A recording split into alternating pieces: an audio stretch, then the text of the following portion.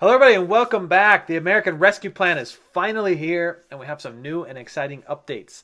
Today is March the 19th. Happy Friday, everybody. TGIF. I hope your weekend is starting off great. I know mine is. This is your daily stimulus report on your first, second, and your third stimulus check. We're going to zoom in on some delays in the EIDL program for the targeted advance grants. We're going to talk about some great news inside of PPP, Paycheck Protection Program. And then some meh news about the IRS. Important, but not as exciting. Let's get into your news.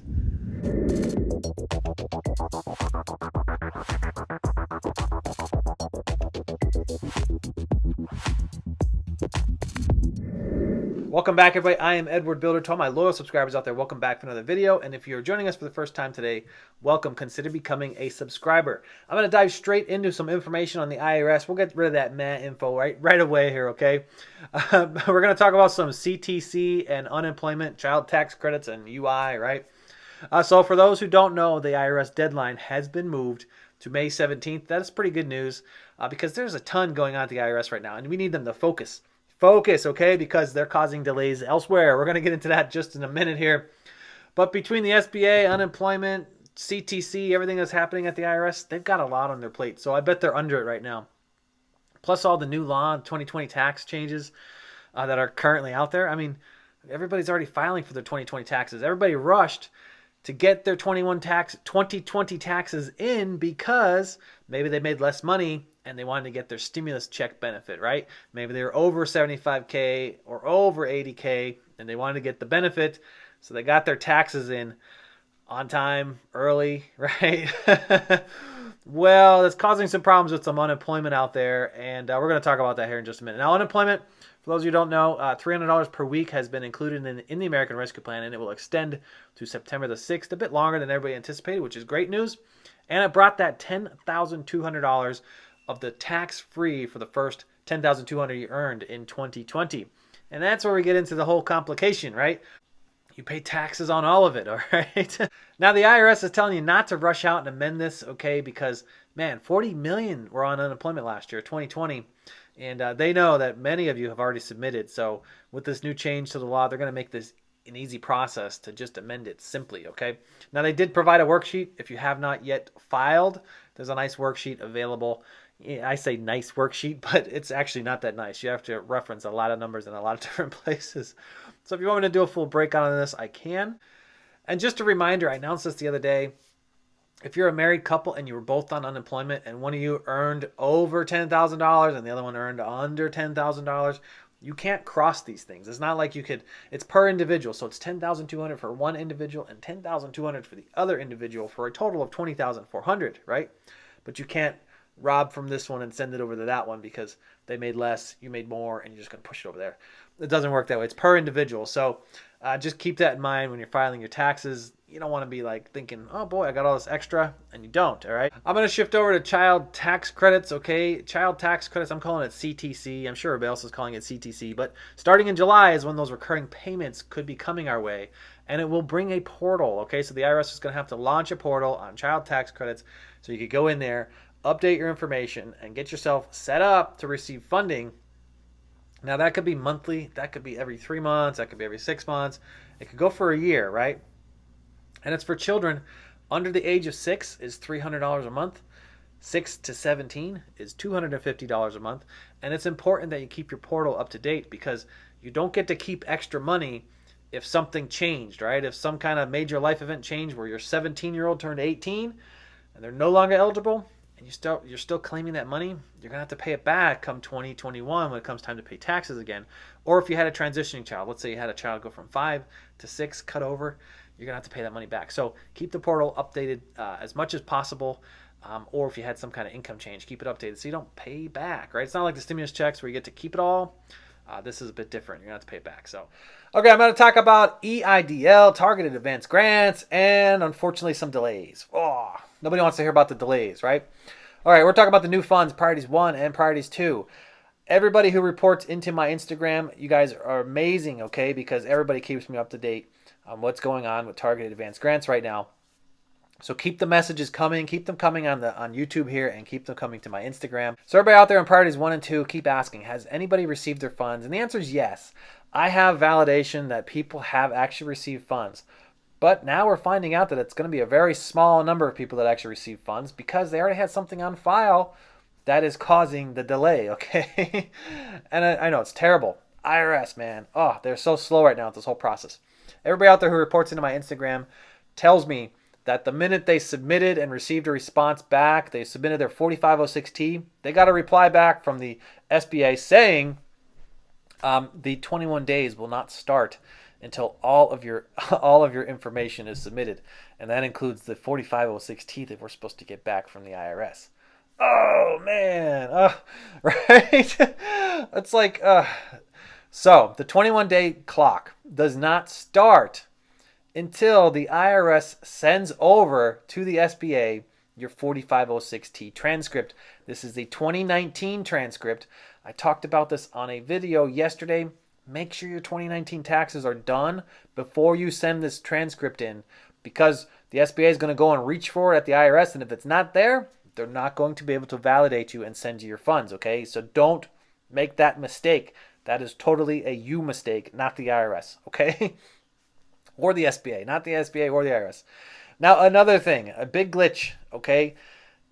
Inside the portal, if you still see it saying in progress, it's because you did not submit your 4506T. You have to click a very simple button that's below there to start the processing of your 4506T.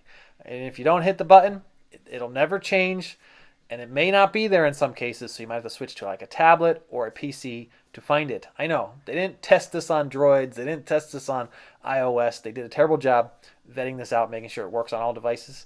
But sometimes the button's not there, so you have to switch devices to see if it is there. Remember, it says in progress. In progress means you're stuck, okay? Check out this video right here. It explains this in full detail. I don't want you to be missing out on something by not just clicking a little button, okay?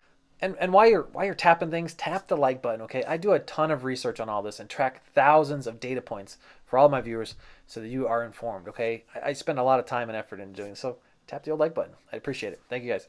So I just watched a video on YouTube, and I don't know. I think it's a little premature, the message that the SBA is kicking back, okay?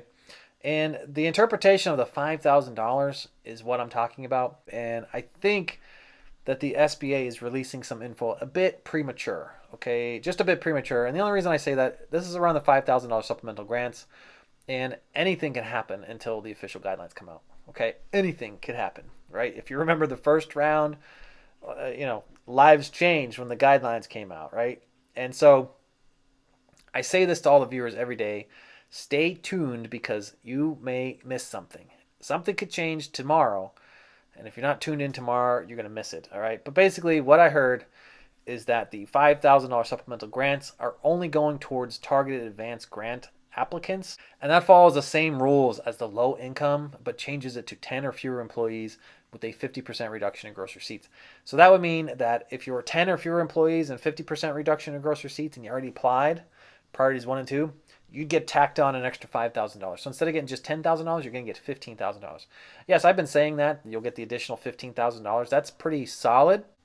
But inside the American Rescue Plan, it highlights that applicants from the CARES Act 1110 are referenced in there. Okay, there's an or statement in there.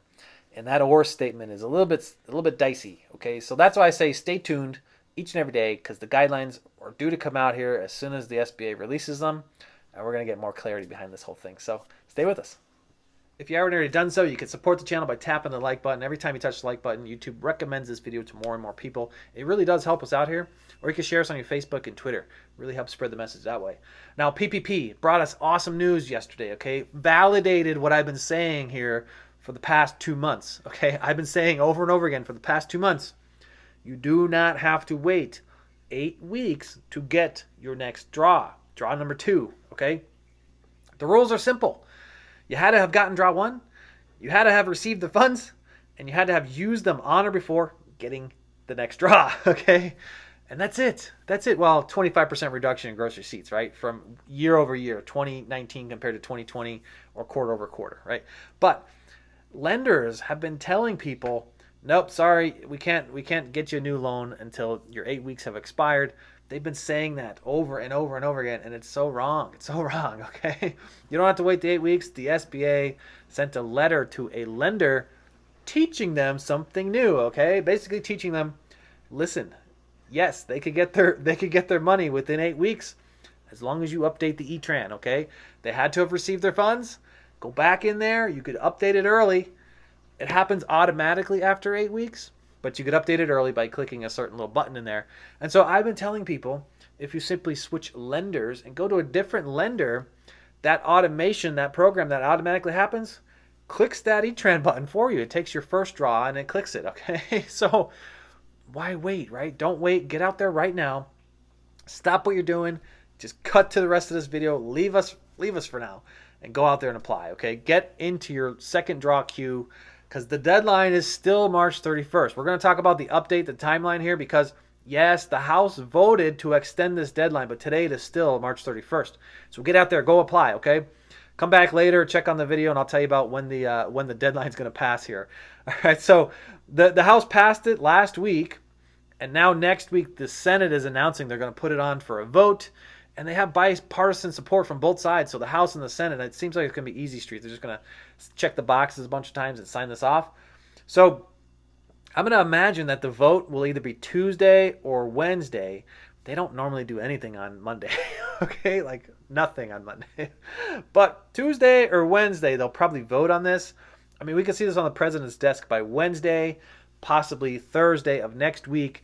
And that deadline would extend to May 31st to submit your application. For everybody out there listening, it's still March 31st. But if it's voted on and passed in the Senate and the president signs it, it could get extended so that you could submit your application by May 31st and then have an additional 30 days for the SBA to do things behind the scenes to send you your funds, all right? Leaving nobody in limbo this time.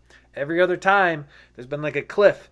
When March 31st came, if any applications were left in the queue, that's where they were left, okay? They weren't processed any further. It was a dead stop, and nobody got their funds, all right? So this extra 30 days is going to clear out and backflush everybody out there that's waiting to get their funds. That's fantastic news. I think that's a great move on behalf of Congress. So you guys did this one right this time, okay?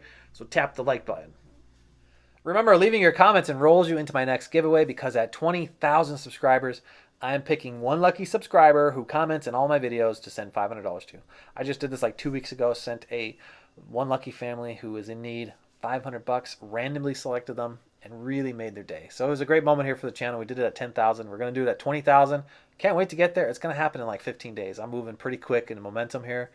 If you need help figuring out what to tell us, let us know where you are in your PPP process. Let us know if you're in draw 1, draw 2, where you've applied, and if you were able to apply with gross, so we can help out everybody on this channel, right? And don't forget, guys, hashtag RetroPPP. Hashtag RetroPPP. Hashtag RetroPPP is an alert to all the congressmen and women out there to let them know that we are upset that if we applied in draw 1 or draw 2 with our net and could have gotten our gross, we're upset that we can't go back retroactively and change that.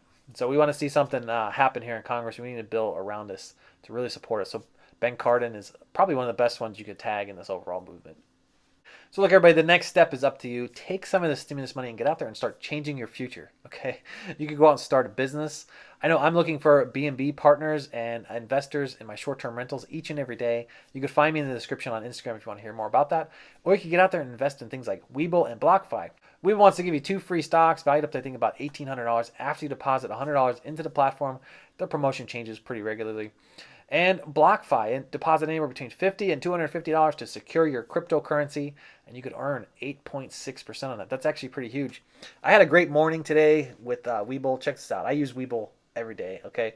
And I got 6 stocks. I mean, all I did was invited friends in my Facebook, and boom, 6 stocks. And one of them was valued at like $40. It was pretty cool. It was like a $80 for doing 2 minutes of stuff, right? I get around like $2,000 every month in free stocks. And if you don't like these stocks, you just trade them in. That's going to do it for today, folks. If you need more assistance outside of my free content, you could join me for a one-on-one consultation pinned in the top comment. I thank you all again, and I'll catch you on the next one. Bye for now.